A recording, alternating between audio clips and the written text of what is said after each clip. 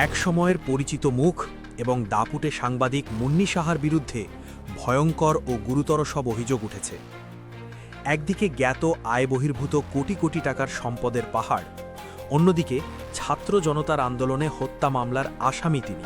দুর্নীতি দমন কমিশন বা দুদকের অনুসন্ধানে তার এবং তার পরিবারের সদস্যদের ব্যাংক হিসাবে ১৩৪ কোটি টাকার অস্বাভাবিক লেনদেনের তথ্য উঠে এসেছে।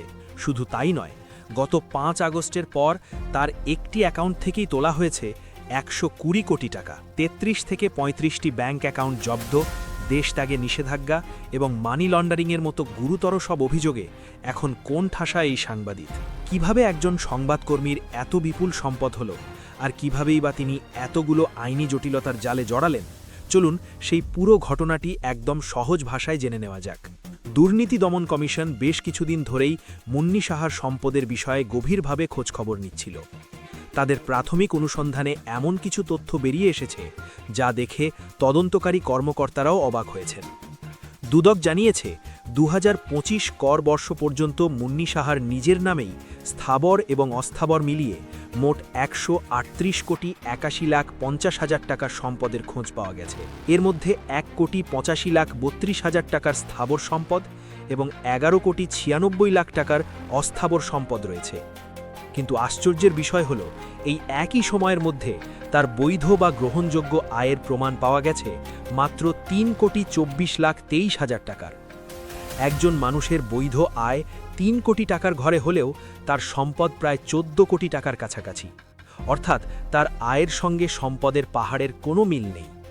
আয়ের চেয়ে সম্পদের পরিমাণ অস্বাভাবিক রকম বেশি, যার কোনো বৈধ ও গ্রহণযোগ্য উৎস তিনি এখনও পর্যন্ত দেখাতে পারেননি।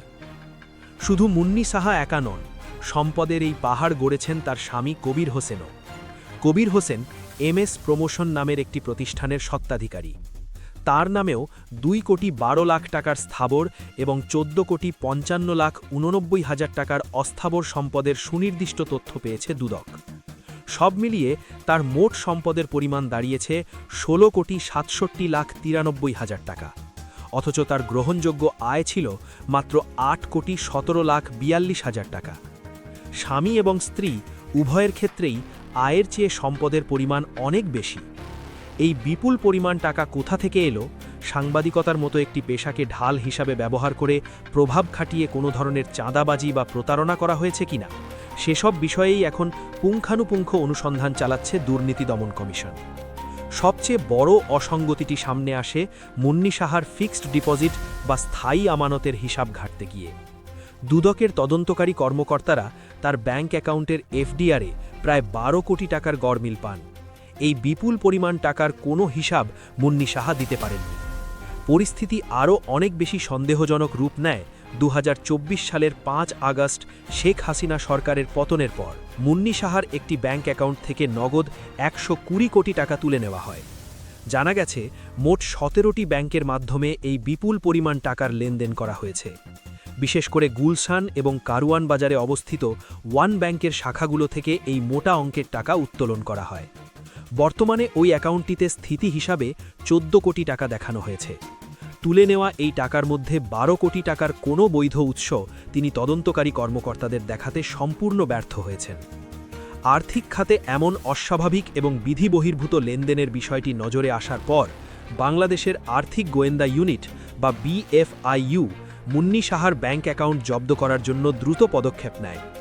তদন্তে বেরিয়ে আসে, কারওয়ান বাজারে ওয়ান ব্যাংকের শাখায় মুন্নি সাহার স্বামী কবির হোসেনের মালিকানাধীন প্রতিষ্ঠান MS প্রমোশনের নামে ২০১৭ সালের ২ মে একটি ব্যাংক হিসাব খোলা হয়েছিল। সেই হিসাবে নমিনি হিসাবে নাম দেওয়া ছিল স্বয়ং মুন্নি সাহার। অন্যদিকে একই ব্যাংকের চট্টগ্রামের খাতুনগঞ্জ শাখায় মাহফুজুল হক নামের এক ব্যক্তির মালিকানায় প্রাইম ট্রেডার্সের নামে ২০০৪ সালের ২১শে জুলাই খোলা একটি অ্যাকাউন্টেও ১৮,১৬,০০,০০০ টাকার স্থিতি পাওয়া যায়। এই অ্যাকাউন্টগুলো তদন্তের স্বার্থে অত্যন্ত গুরুত্বের সঙ্গে দেখা হচ্ছে।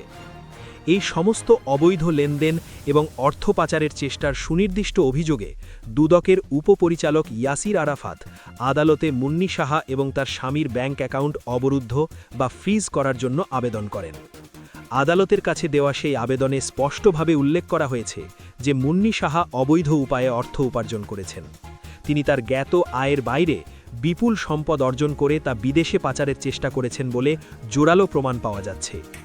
মানি লন্ডারিং প্রতিরোধ আইন 2012-র 10 এবং 14 ধারায় এই কাজগুলি শাস্তিযোগ্য এবং গুরুতর অপরাধ।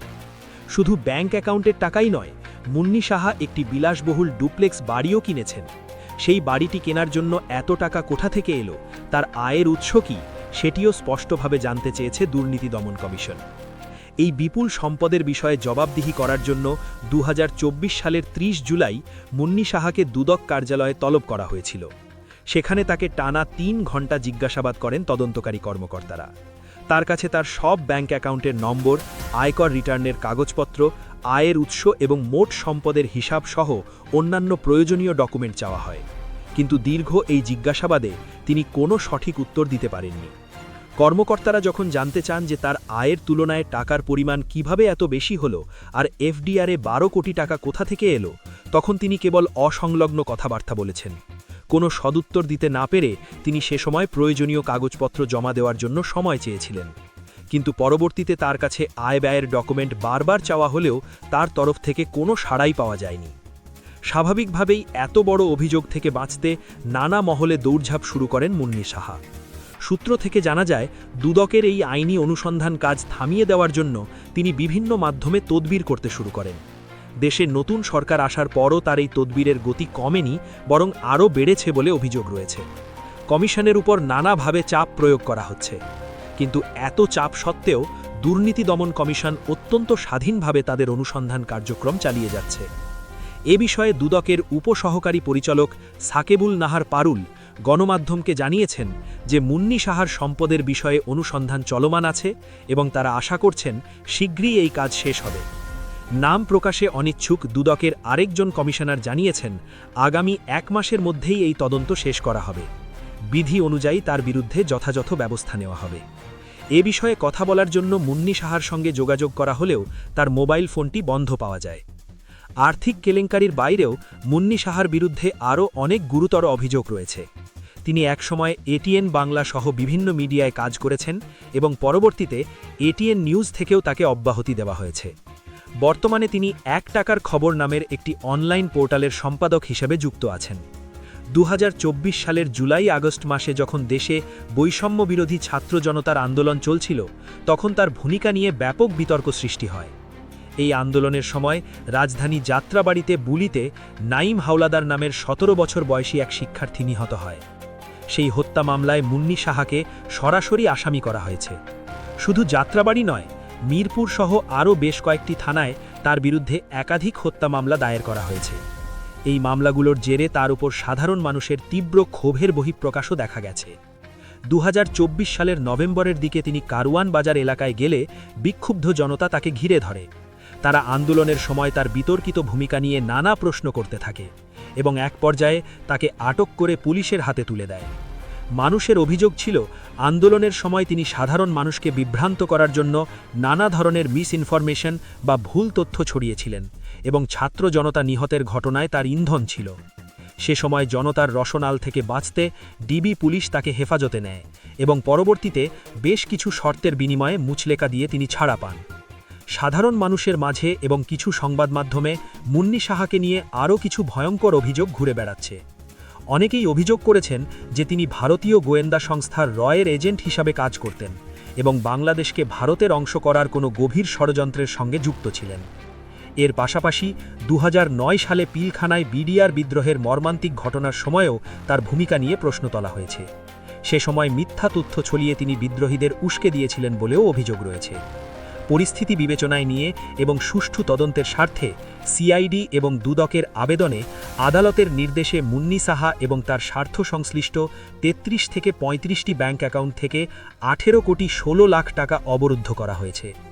এর মধ্যে তার নিজের, স্বামীর, মা আপেল রানী সাহা এবং ভাইদের অ্যাকাউন্টও রয়েছে। পাশাপাশি 2025 সালের জুন মাস থেকে তাদের সবার দেশত্যাগের উপর কড়া নিষেধাজ্ঞা জারি করা হয়েছে। 2026 সালের মার্চ মাস পর্যন্ত পাওয়া সর্বশেষ তথ্য অনুযায়ী মুন্নি সাহার বিরুদ্ধে ওঠা এই সমস্ত অভিযোগের বিষয়ে দুর্নীতি দমন কমিশন এবং সিআইডির অনুসন্ধান এখনও চলমান আছে। আদালতের নির্দেশে তার সমস্ত ব্যাংক অ্যাকাউন্ট ফ্রিজ করা আছে এবং দেশত্যাগের নিষেধাজ্ঞাও বহাল আছে। তবে সাধারণ মানুষের মনে একটাই প্রশ্ন, সাংবাদিকতার মতো একটি মহান পেশার আড়ালে কেউ কি সত্যি এত বিশাল দুর্নীতির পাহাড় গড়তে পারেন? এই প্রশ্নের সঠিক উত্তর জানতে হলে আমাদেরকে আইনি প্রক্রিয়ার শেষ পর্যন্ত অপেক্ষা করতে হবে।